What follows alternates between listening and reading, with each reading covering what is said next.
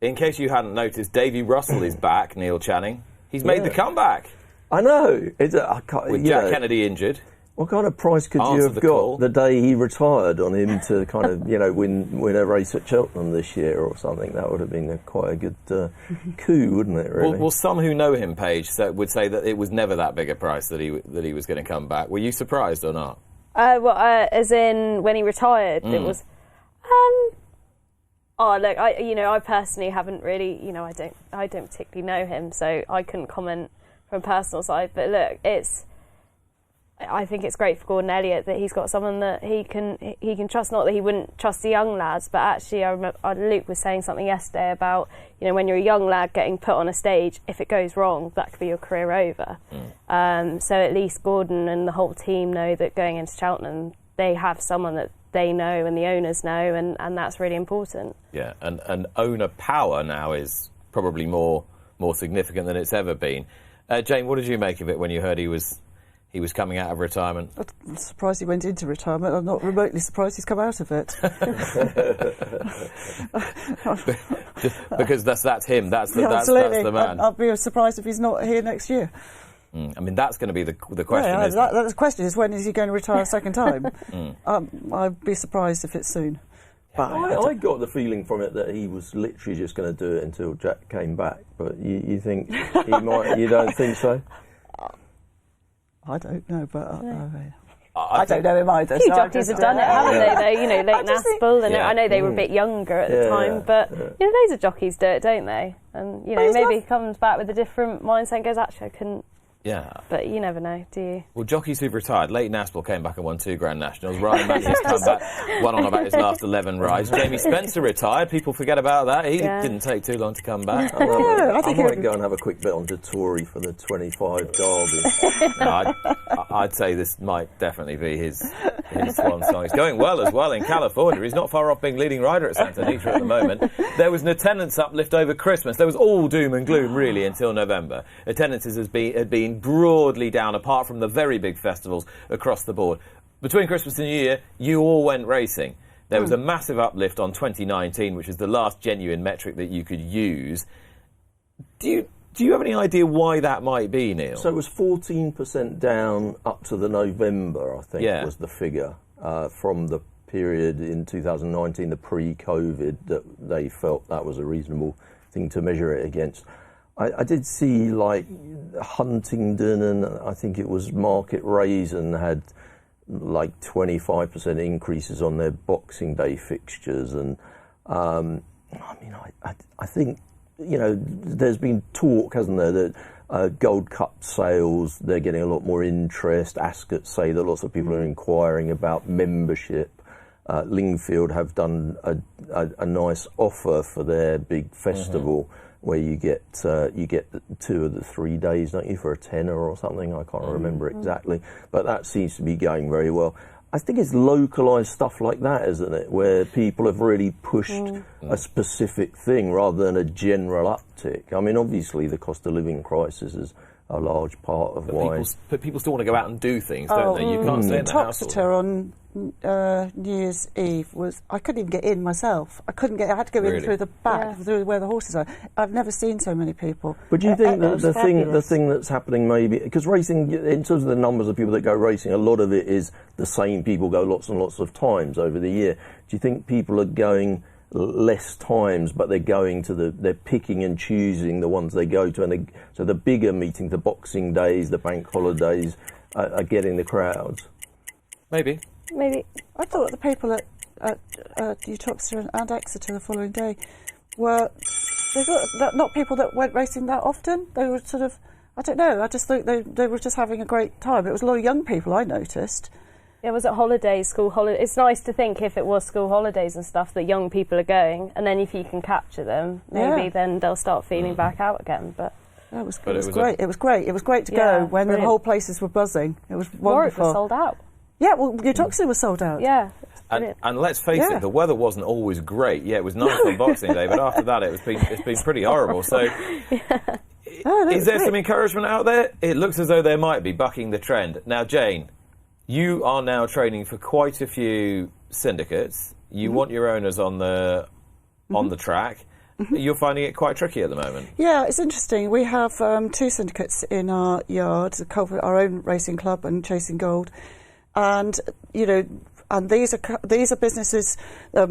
The ownership groups are growing, and I think that is the future of racing. It's getting much more expensive, I suppose, as everything is, and we need syndicates.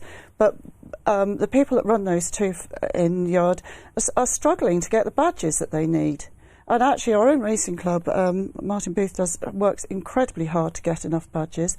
But if we sell a horse with 10 shares, we need some badges to go racing. And I don't think it's really right that they should have a ballot to see who can get a badge to have a lunch at a racecourse. We've got, somehow or another, we've got to factor this in and be able to get all our owners to have a good day out when their horse runs.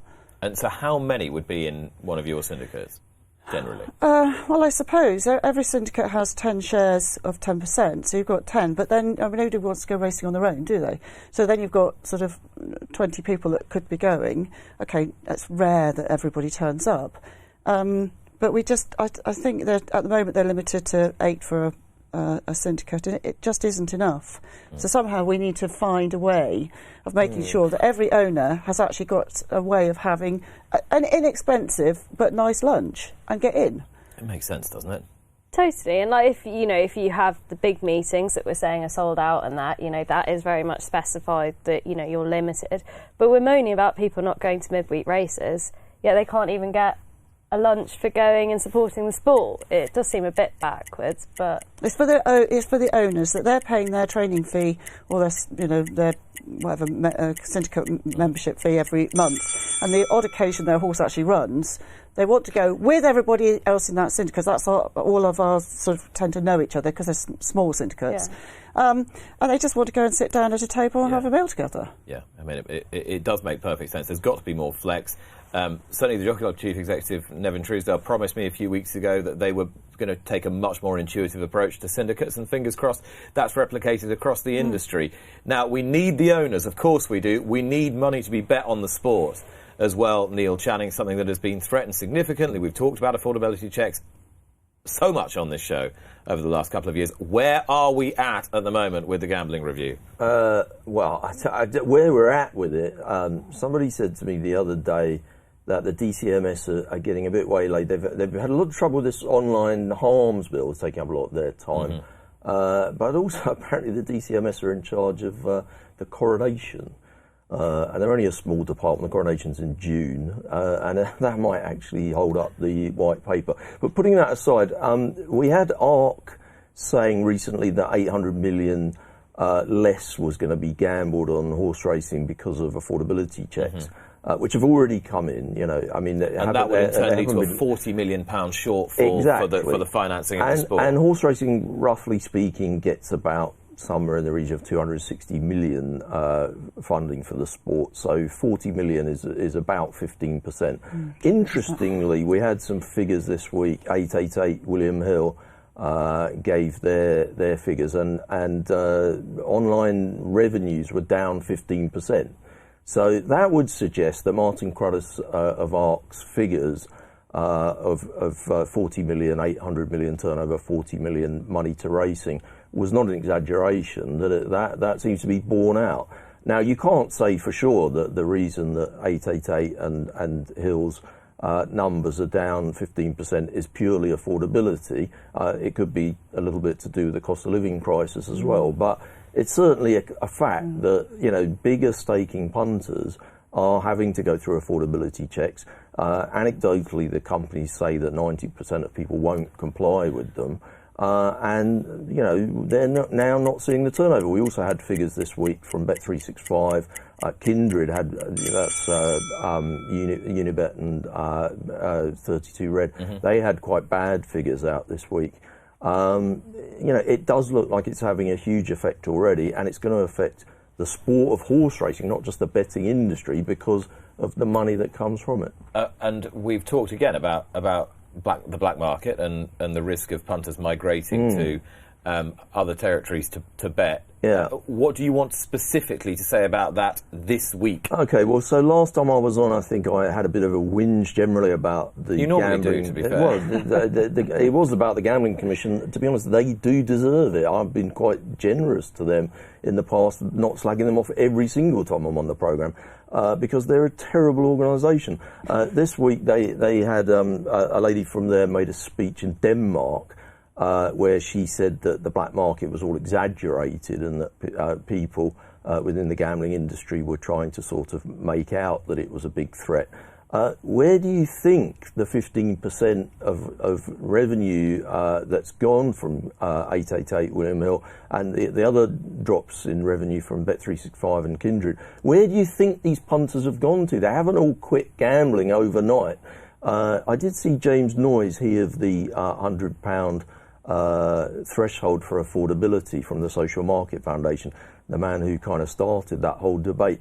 He was saying that if the industry wants to say that the black market is a big thing, they need to come out with figures to prove that. Well, funnily enough, the black market doesn't report any figures on how they're doing. It's a black market. They're not really making it very clear how well they're doing at the moment. We have to just deduce it from seeing that the official market is 15% down. Now, unless you believe that these people that were betting in the official market that are now not betting with the official market have suddenly decided to give up betting, I'm afraid it does look like the black market. And anecdotally, I just hear all the time about the black market. The bigger players are playing with some offshore firms who are using Google keywords to kind of attract people, that sort of non-GamCare bookmakers, not regulated, whatever.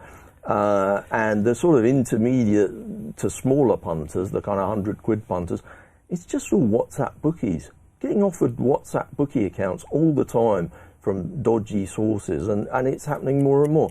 I think the Gambling Commission... I'm just going to say something else. I know they're running out of time with 6 seconds. I'm just going to quickly say that, the politicians have decided that this policy of affordability is very complex, and it's tricky to deal with the balance between the 4.2 billion that the Exchequer get from racing and gambling, specifically from gambling, really, and the jobs that it supports is too much at threat by bringing in affordability. They've kicked the can down the road constantly. I don't think it's up to the Gambling Commission to say, well, it's too tricky for the politicians, why don't we just do it? I think it's important that the new gambling minister, he should be pulling up the Gambling Commission and saying, look, you're rather overreaching. You don't really have the authority to tell these companies. That's why the companies want the white paper, because they want the clarity, but they would really like... If there's not going to be draconian affordability checks, well, let's get rid of them. We've got them at the moment. It's no good. If you were on Question Time, you'd have got a clap now. I think I would have done. I heard it. In my mind, I heard it. I could hear... the people that aren't moaning about my T-shirt on Twitter will be saying, that was wonderful. Look, if anyone's interested enough to be moaning about your T-shirt on Twitter, we've done extremely well. Tyler Hurd is the latest rider to go abroad in search of a better living. He's gone to America. He says he earned more riding one victory in a claiming race than he did just about for the entirety of last year. This is now becoming quite a common theme, the migration of human talent from these shores page as well as equine talent. But is it actually possible, as a jockey who is not right at the top of their game, to make a half-decent living? Over here? Yeah, look, I mean, I don't think we're probably quite fair. Not fairly, I don't think that's the way to say it, but, unless you're at the top, you work a very long hours for really hard graft. But surely there are lots of professions who are the same, so whether you're a singer or, actor, it's the same. If you really are passionate about your job, it's not about the money, is it? And also, yes, there's this exodus of talent, but equally, Sophie Doyle went years ago and she did really well. There have always been jockeys that have gone abroad. Felix Giles, James Reevely. We've always lost jockeys abroad, those people who sit in the middle who just can't get past that barrier. And if you don't have ties here, then great, you know, go and explore your options to see if that progresses you, because there is a bit of a ceiling here. It's hard to get those opportunities. It's not even being the best rider, it's about just having some luck, isn't it? And, you know, yes, prize money is a big issue, but and you probably don't get properly compensated as a rider over here for your day-to-day grafting, but, you know, it's kind of what we know. Same when you go into it, you know what you're getting, don't you?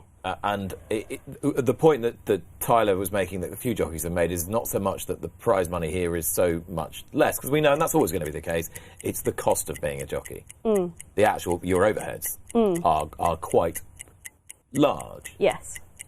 Yeah, and I don't know how you address that, because again, you know, whether you're a builder or whatever, costs are going up, aren't they? So, yeah, and I don't know what the costs over there are. I'm so uneducated as to how riding in America works. Well, you don't have to travel as much, that's the key, isn't it? You can just sit in one place and ride 9 a day, which is... But then that kind of life's not for everybody. I couldn't do 8 stone that easily, I can tell you. This is a bit of racing arcana, I suppose, but it is kind of uniquely British. The Grand Military Gold Cup has changed the conditions for ownership in a bid to get a bigger field, and some people who are military owners or as military personnel lease horses for the day are upset because they feel it's kind of detracting from the, you know, the character of the race. But we need the races to survive, don't we? If we want those military races to exist, they need to have some runners. So how have they changed the rules? I didn't hear they changed. Well, so... Because people always send me messages about horses for they've relaxed and opened up the ownership criteria. So before you had to have been a serving member of a regiment or previous serving member of a regiment, or you could I think lease one for the day. You could lease one for the day. There still had to be some kind of military connection, I think. Now you just have to have once owned an action man. Is there any can anyone own a horse then? It was slightly unclear from the piece that I read, but it's the sense of relaxing it to get a bigger field to keep the race, or the race gets fundamentally threatened because it throws up a 4 or 5 runner field every year because there aren't enough military personnel to own the horses. No, I think Jamie's always been someone. Jamie Snowden's always been someone who supports it all the time. Yeah, and luckily he's got army. 50 times. He's very supportive. Very supportive, and we've got army people in the yard, so you know he's always found people to lease the horses too. But yeah, definitely they're races that need to be looked after. And actually, you know, if you're leasing them out anyway and they're owned by other people, like what's the difference? I don't know. In my opinion. I mean, I think it just needs to be kept going. Really, it's just quite. They've got the riders, haven't they? Well, you could still have all the pomp and tradition and the guns and everything else, couldn't you, Neil? And just Lance Corporal Davy Russell, Lance Bombardier, Neil Channing, not me, etc. I do think though it used to be I used to really go to Sandown like pretty much every meeting years ago, and it used to be a much bigger deal. It was a big thing, wasn't it? And it really hasn't been for some years now, I think. So even you, as our resident Marxist, enjoyed the traditions of Grand Military Day. Marxist that ever appears on the sofa, surely. Well, Neverson's nearly there, and of course Neverson's greatest triumph as an owner was landing a massive touch in the Grand Military Gold Cup. He's just a centrist dad. Right, those were this week's talking points.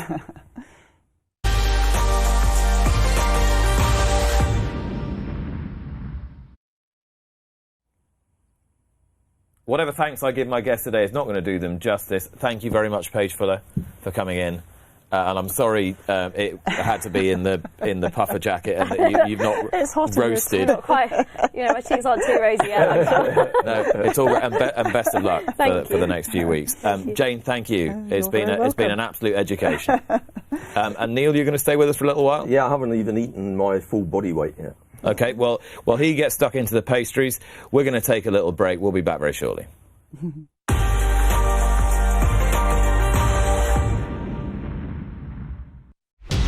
Watch live racing now on racingtv.com.